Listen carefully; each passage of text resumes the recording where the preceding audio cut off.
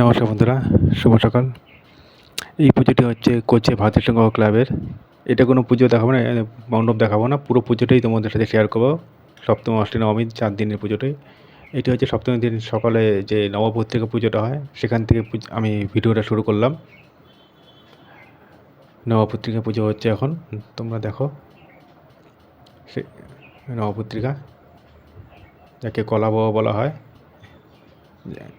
সেই নবপত্রিকায় আমি স্নান করিয়ে দিচ্ছি। তোমরা দেখো, কলসিতে জল নিয়ে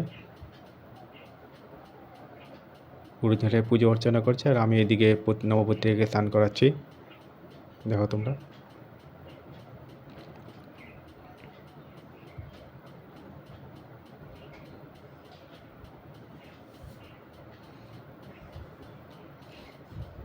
এবার এই নবপত্রিকাকে কাঁধে তুলে নিয়ে পুজো মণ্ডপে প্রবেশ করাতে হবে।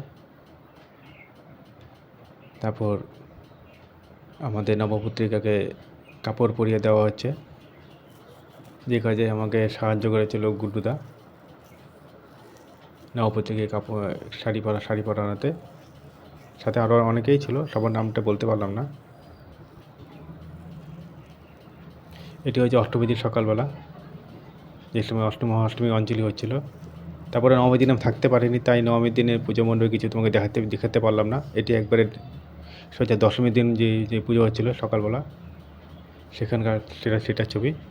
তারপর আমাদের ভাসান শুরু হয়ে যায়। আমাদের দেখতে পাচ্ছ কমলা গলা পরা যে ঢোলক বাদক, খুব সুন্দর ঢোলক বাজায়। দেখো তোমরা, এরকম তোমাকে দেখিয়েছিলাম আমাদের ঢোলক বাদককে। এবার আমার ধীরে ধীরে পজিশন করতে করতে নিয়ে যাই।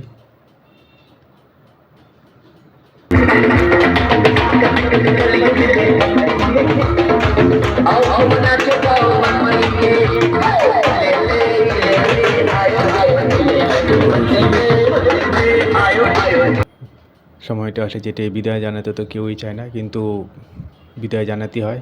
এবছর বিদায় না জানালে পরের বছর মা আবার আসবে কী করে, সেই আশায় বসে থেকে পুজো সব ভালো কাটুক। শুভ বিজয়।